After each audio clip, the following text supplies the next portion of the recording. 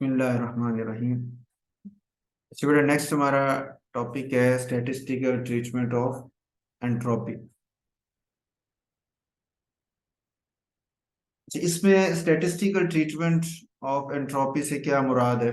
Entropy की term तो आपको ज़हन में है कि किसी भी सिस्टम की रेंडमनेस को वो शो करने के लिए इस्तेमाल हम करते हैं कि जितने वो डिसऑर्डरनेस उसमें ज़्यादा हो उतनी एंट्रोपी ज़्यादा है, और अगर डिसऑर्डरनेस कम या अरेंजमेंट ज़्यादा हो तो हम कहते हैं कि उसकी जो एंट्रोपी है वो कम। डिसऑर्डरनेस ज़्यादा है तो एंट्रोपी भी ज़्यादा, और अरेंजमेंट उस वक्त कम होगी। और अगर डिसऑर्डरनेस कम है और आपकी जो एंट्रोपी है वो भी कम होगी, और अरेंजमेंट उस वक्त ज्यादा हो जाएगी। ठीक होगी। तो ये तो हो गया एंट्रोपी की बात, और इसका फार्मूला आपने पढ़ा हुआ है, S is equal to S से एंट्रोपी को हम एस से शो करते हैं, और ये क्यू ओवर टी हीट और टेम्परेचर के साथ ये रिलेट करती है। तो थर्मोडायनेमिक क्वांटिटीज हम उन्हें कहते हैं जो टेम्परेचर रिलेटेड होते हैं ना।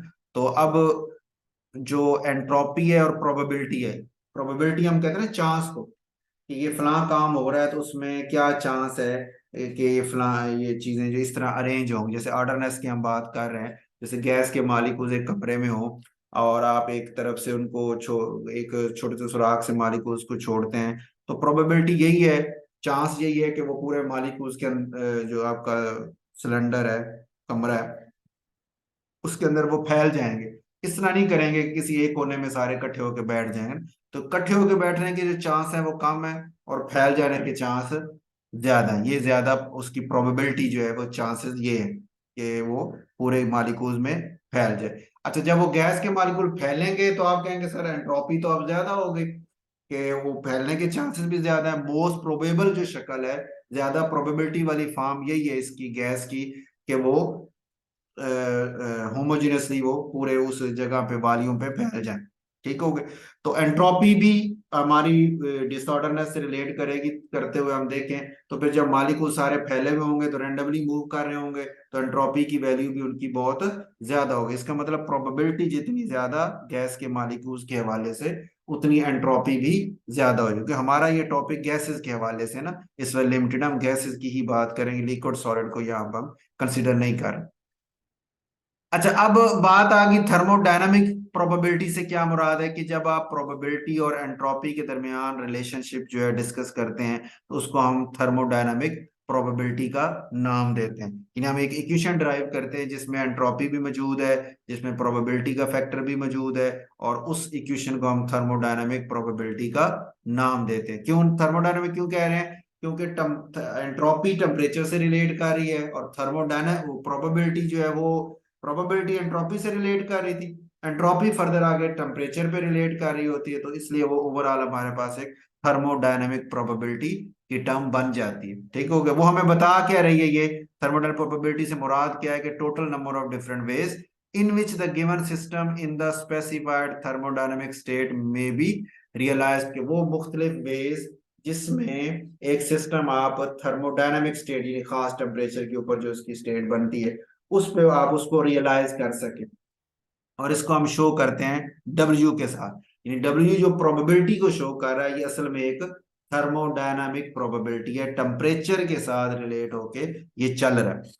अब थर्मोडायनामिक प्रोबेबिलिटी से क्या मुराद है, इसको हम कैसे एक्सप्लेन करते हैं? उसके लिए हम एग्जांपल लेते हैं कि आपके पास सपोज करें दो ग्लोब्स हैं, दो बॉल्स हैं। ठीक हो गया। आप क्या करते हैं, एक में गैस के मॉलिक्यूल्स भरे हुए हैं और दूसरा खाली है।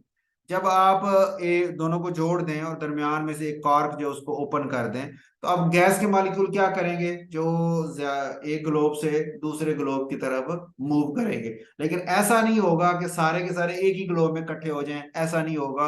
वो दोनों ग्लोब्स के अंदर मूव करेंगे, यानी डिस्ट्रीब्यूट हो जाएंगे होमोजेनियसली, उधर भी होंगे और उधर भी होंगे। तो हाई प्रोबेबिलिटी यही है, ज्यादा चांस यही है, स्पॉन्टेनियस प्रोसेस जो है वो यही है कि वो दोनों ग्लोब्स में इक्वली डिस्ट्रीब्यूट हो जाएं। ऐसा नहीं होगा कि किसी एक ही ग्लोब में वो इकट्ठे हो जाएं। ठीक हो गया। अब इस चीज को सामने रखते हुए, इसी ग्लोबल एग्जांपल को हम सामने रखते हैं और प्रोबेबिलिटी का हम वैल्यू निकालने की कोशिश करते हैं इस रिलेशनशिप को। सपोज करें आपके पास एक ही मॉलिक्यूल है, एक सिस्टम के अंदर एक मॉलिक्यूल आपके पास है। ठीक हो गया। आपके पास एक मालिक्यूल एक है और ग्लोब आपके पास जो है वो दो है, 1 और 2, दो ग्लोब हैं और मालिक्यूल एक है। अब आप कहेंगे सर उस मालिक्यूल के चांस यही है कि एक ही में हो सकता है एक वक्त में, या ग्लोब नंबर 1 में होगा या ग्लोब नंबर 2 में होगा। तो फिर प्रोबेबिलिटी जो है ऑफ फाइंडिंग दिस, इस मालिक्यूल को आप ढूंढना चाह रहे हैं, इसके पाए जाने के जो चांसेस हैं वो एक ग्लोब में कितने होंगे, हाफ होंगे। यानी अगर 1 मिनट की आप बात करते हैं तो आधा मिनट उधर और आधा मिनट वो उधर है, यानी हाफ हाफ चांसेस उसके हैं कि उस ग्लोब में हो, और आधे चांसेस है कि वो दूसरे ग्लोब में हो। ठीक हो गए। ये तो होगी एक की बात। अगर हो दो मालिक्यूल, 2 मॉलिक्यूल्स हो, ठीक हो गया, तो अब कहेंगे सर कि प्रोबेबिलिटी ऑफ एक एक मॉलिक्यूल की तो आधी आधी थी ना, जो तो दूसरा मॉलिक्यूल है उसकी भी इसी तरह ही है, 1/2 उस ग्लोब में, 1/2 उस ग्लोब में। तो एक ग्लोब में दोनों के इकट्ठे पाए जाने के चांसेस फिर क्या हो जाएंगे, 1/2 इंटू 1/2। एक मॉलिक्यूल था ना, उसकी एक ग्लोब में 1/2 और दूसरे ग्लोब में भी 1/2 चांस थे। ठीक हो गया।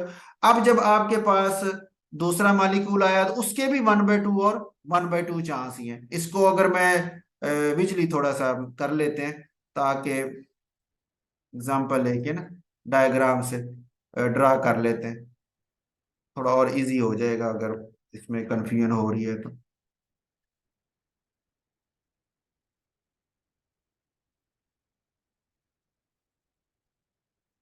कि सपोज करें ये हमारे पास है, ये एक ग्लोब है, ठीक है जी, और ये उसके साथ ही दूसरा ग्लोब है, ये 1 और 2 ग्लोब। अब जब एक मालिक्यूल आप लेते हैं तो आप कहते हैं सर एक मालिक्यूल के चांस तो ये है कि 1/2 इधर उसके चांस है, और 1/2 50% इधर चांस है, 50% इधर चांस है एक मालिक्यूल के। ठीक हो, ये मालिक्यूल नंबर 1 की बात हो रही। जब आपका मालिक्यूल नंबर,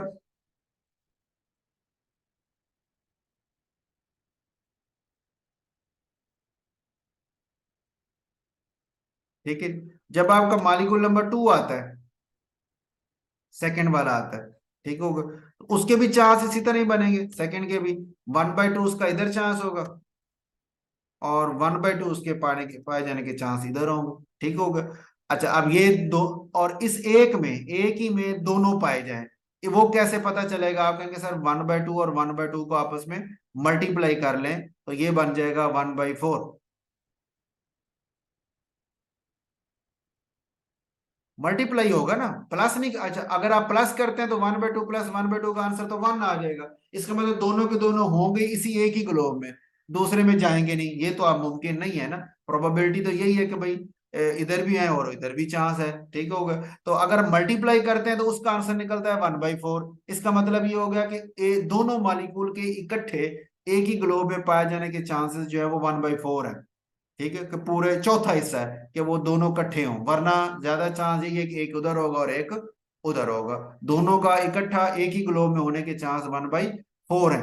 तो हमने अभी कहा प्लस हम कर नहीं सकते, मल्टीप्लाई हम करेंगे तो ये 1/4 निकलता है। तो इसी पॉइंट पे हम ये बात करते हैं यहाँ पे कि ये जो आपकी प्रोबेबिलिटी वाला जो फैक्टर है, ये एक मल्टीप्लिक, ये ना प्रोबेबिलिटीज मल्टीप्लीकेटिव प्रॉपर्टी, ये मल्टीप्लीकेटिव है कि अगर आपने प्रोबेबिलिटी एक से ज्यादा मॉलिक्यूल की निकालनी है तो उनको आपस में मल्टीप्लाई करेंगे। तो 1/2 किया तो 1/2 का स्क्वायर हो गया, ये मतलब दो मॉलिक्यूल की प्रोबेबिलिटी 1/2 की पावर 2। अगर तीन होंगे तो आपके सर 1/2 की पावर 3 हो जाएगी, अगर चार होंगे तो 4 हो जाएगी, एंड सो ऑन। तो अगर एन मॉलिक्यूल है तो फिर ये 1/2 की पावर एन हो जाएगी। ये आपको बता रही है probability of finding all the molecules in one globe, है ना, probability for N molecules to be present in one of the globe, कि सारे के सारे एक ही ग्लोब में आ जाएं, इसके चांस ये हैं कि 1/2 की पावर एन।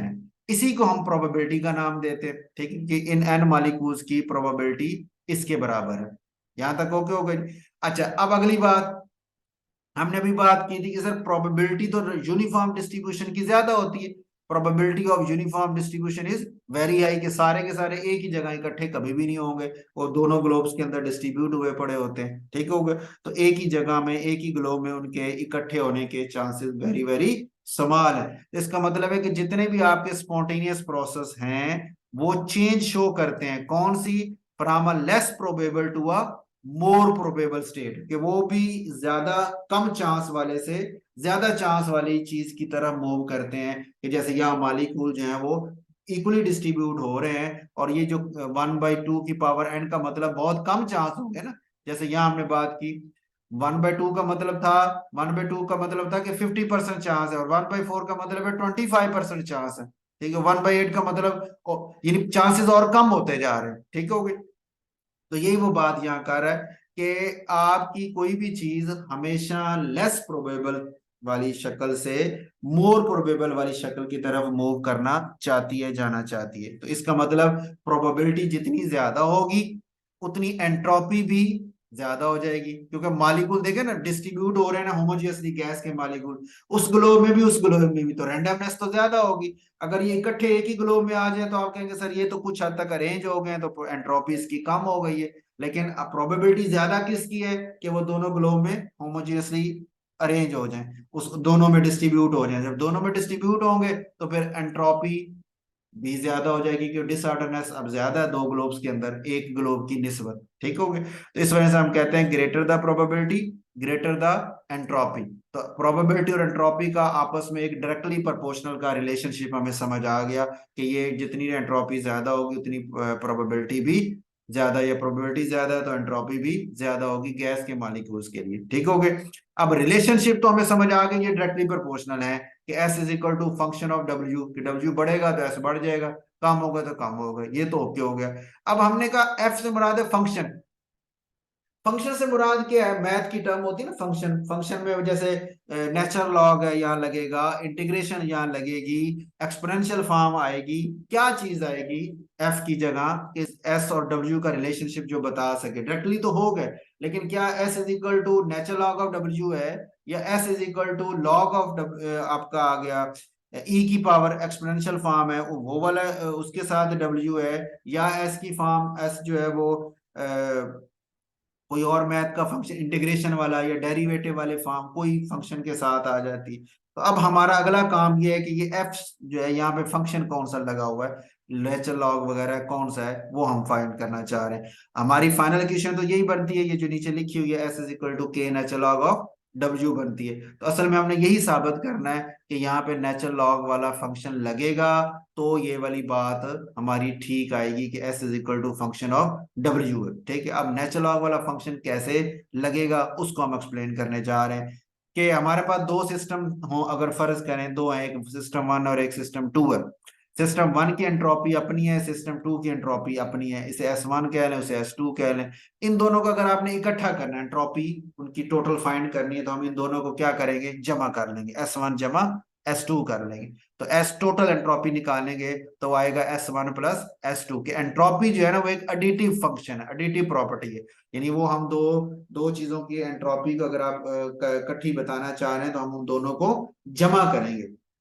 जिसमें आपको याद होगा हम पीछे वो एंट्रोपी के हवाले से बात करते हैं थर्मोडायनेमिक्स वाले चैप्टर में, तो हम लिखते हैं कि एक सिस्टम की एक जगह पे प्रोसेस हुआ है तो वहां पे टोटल एंट्रोपी निकालनी है, तो हम सिस्टम प्लस सराउंडिंग दोनों को इकट्ठा करते हैं, तो उसमें हम सिस्टम की एंट्रोपी प्लस सराउंडिंग एंट्रोपी दोनों को ऐड करते हैं, और फिर टोटल एंट्रोपी बताते हैं कि वो इंक्रीज हुई है, डिक्रीज हुई है, या जीरो है, या क्या चीज है।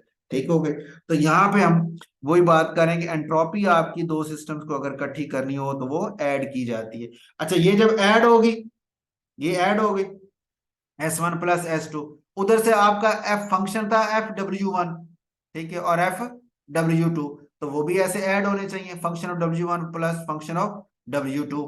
ठीक हो गया। फिर हम कह रहे हैं कि नहीं, जो प्रोबेबिलिटी थी वो तो एडिटिव नहीं थी, वो तो मल्टीप्लीकेटिव थी ना। पीछे अभी हम बात करके हैं शुरू में, अभी पीछे हमने एग्जांपल यहाँ भी यही बात की थी, ये इस एग्जांपल के कि हम 1/2 को ऐड नहीं कर सकते, मल्टीप्लाई करेंगे। ठीक है। तो एडिटिव ये नहीं, ये तो मल्टीप्लीकेटिव है, तो उसे आपस में डब्ल्यू वन और डब्ल्यू टू को मल्टीप्लाई होना चाहिए, ऐड नहीं होना चाहिए। तो असल में ये जो function of W one plus function of W two था, इसे function of W one into W two के बराबर होना चाहिए। अब अगला सवाल कि ऐसा कौन सा मैथ का फंक्शन है जो दो चीजों में अलग अलग अप्लाई हो, तो जब उनको इकट्ठा किया जाए तो वो मल्टीप्लाई हो जाता है। तो आपके जहन में फौरन आएगा कि सर वो तो नेचुरल लॉग हम लगाते हैं या लॉग लगाते हैं। तो लॉग की ये प्रॉपर्टी है कि दो जो वैल्यूज हो, टर्म्स हो, अलग अलग उनका लॉग हो या नेचुरल लॉग हो, तो उनको अगर आप इकट्ठा करें तो वो आपस में मल्टीप्लाई हो जाती हैं। या अगर मल्टीप्लाई वाली हैं उनको अलग अलग करेंगे तो उनके दरमियान में एड प्लस का साइन आ जाता है। ठीक हो गया। तो ये फंक्शन सिर्फ नेचुरल लॉग का था, इसलिए हमने कहा कि इसका मतलब S is equal to natural log और डब्ल्यू आएगा। के एक कांस्टेंट लगाया, प्लस सी भी हमने कांस्टेंट लगाया। क्या क्या कांस्टेंट वैसे आते क्यों है कि हमारी जो लेफ्ट साइड और राइट साइड अमूमन हमारी जो थ्योरेटिकल इक्वेशन है उसके मुताबिक लेफ्ट और राइट साइड बराबर नहीं होती। तो फिर उनको बराबर लाने के लिए हम कोई ना कोई कांस्टेंट रखते हैं, जो वैल्यू एक जो है ना कांस्टेंटली चेंज हो रही होती है ना, तो उसको हम उसके अंदर साथ एंटर कर लेते होते हैं। ठीक हो गया। तो एस इज इक्वल टू के नेचुरल लॉग ऑफ डब्ल्यू आ गया, प्लस हमारे पास साथ सी आ गया। अच्छा, अब बोल्ट्जमैन ने तो ये इक्वेशन बना दी, ठीक है, लेकिन के और सी कांस्टेंट क्या वैल्यूज हैं ये उसने नहीं बताया। तो मैक्स प्लांक जो है उसने आके इस पे रिसर्च की और उसने आके कहा कि नहीं, सी की वैल्यू 0 रखें, इसमें हमें कोई चीज वैल्यू ने नंबर प्लस करने की जरूरत नहीं है, वो खत्म हो गया। पीछे के नेचुरल लॉग डब्ल्यू रह गया। अब के क्या चीज है, उसे हम बोल्ट्जमैन कांस्टेंट का ही नाम देते हैं, जो हमने अभी पिछले लेक्चर्स में भी बात की थी कि R over N A, gas constant divide by Avogadro number के वो बराबर होता है के जो है। तो ये बोल्ट्जमैन कांस्टेंट हो गया। तो हमारे पास फाइनल फार्मूला आ गया एस इज इक्वल टू के नेचुरल लॉग ऑफ डब्ल्यू के। ठीक है। तो ये फाइनल शक्ल है जो हम अप्लाई करते हैं एंट्रोपी की रिलेशनशिप बताने के लिए प्रोबेबिलिटी के साथ। ठीक हो गए। तो ये एक पॉइंट आपका है, अगर पेपर में क्वेश्चन हो statistical treatment of entropy temperature से रिलेटेड करके, तो हम उसको इस तरह एक्सप्लेन करके प्रूव कर सकते हैं कि एस इज इक्वल टू के नेचुरल लॉग डब्ल्यू के बराबर होता है।